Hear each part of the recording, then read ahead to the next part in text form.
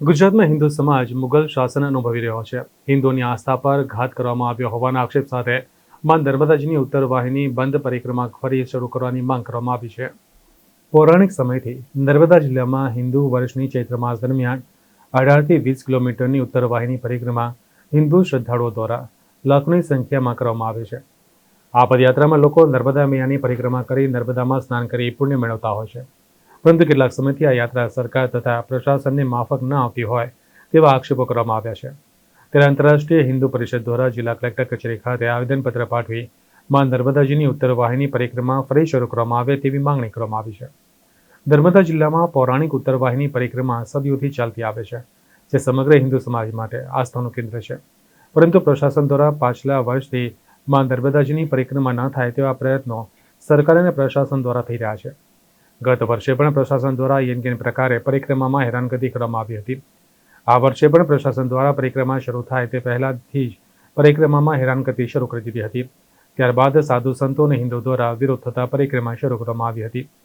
ગત 29મી એપ્રિલના રોજ સરદાર ડેમમાંથી પાણી છોડવાનું બહાનું આગળ ધરી પરિક્રમા પર પ્રતિબંધ લાદવામાં આવ્યો છે। ગુજરાતમાં હિન્દુના ધાર્મિક ઉત્સવો, પરિક્રમા અને હિન્દુઓના ધાર્મિક આયોજનોમાં પ્રશાસન દ્વારા યોગ્ય પ્રકારે ઔરંગઝેબી પ્રતિબંધો લાદીને હિન્દુઓને પ્રતાડિત કરવામાં આવી રહ્યા છે।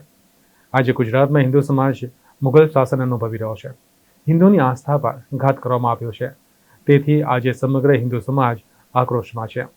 આથી આંતરરાષ્ટ્રીય હિન્દુ પરિષદ, રાષ્ટ્રીય બજરંગ દળ દ્વારા ગુજરાત સરકાર અને પ્રશાસન પાસે માંગ કરવામાં આવે છે કે હિન્દુઓને ધાર્મિક આસ્થાઓને વારે ઠેસ પહોંચાડવામાં ન આવે અને હિન્દુઓની ધાર્મિક પરિક્રમા અને ઉત્સવ પ્રમાણે ઉજવવા અને આયોજન કરવા દેવામાં આવે, ન કે સરકાર કે પ્રશાસનના વિચારો, સમય અને વ્યવસ્થા જોઈને। અત્યારે માં નર્મદાજીની ઉત્તર વાહિની પરિક્રમા નર્મદા જિલ્લામાં પાણી છોડવાના નામે જે બંધ કરાવી છે તે સરકાર વિશેષ આદેશ આપીને પ્રશાસન પાસે ચાલુ કરાવે તેવી માંગ કરી હતી। નર્મદા જિલ્લાની અંદર પૌરાણિક નર્મદા પરિક્રમા ઉત્તર વાહિની પરિક્રમા ચાલે છે, જે સદીઓથી ચાલતી આવી છે। પણ આ વર્ષે પહેલાં તો પરિક્રમામાં થોડી રોકટોક કરી, પછી પરિક્રમાની મંજૂરી આપી, પણ 29/4/2024ના રોજ રાતોરાત પરિક્રમા પર પ્રતિબંધ મૂકવામાં આવ્યો અને લાખો શ્રદ્ધાળુઓ ત્યાં અટવાઈ ગયા। અને આ વારે ઘડી હિન્દુ તહેવારો પર પ્રતિબંધ કેમ મૂકી રહ્યા છે? તો આંતરરાષ્ટ્રીય હિન્દુ પરિષદ તેના વિરોધમાં આજે કલેક્ટર ઓફિસમાં આવેદનપત્ર આપ્યું છે અને માંગણી કરી છે કે તાત્કાલિક ધોરણે આ પરિક્રમા શરૂ કરે, જેમાંથી હિન્દુઓની લાગણી ના દુભાય, એના માટે અમે રજૂઆત કરી છે।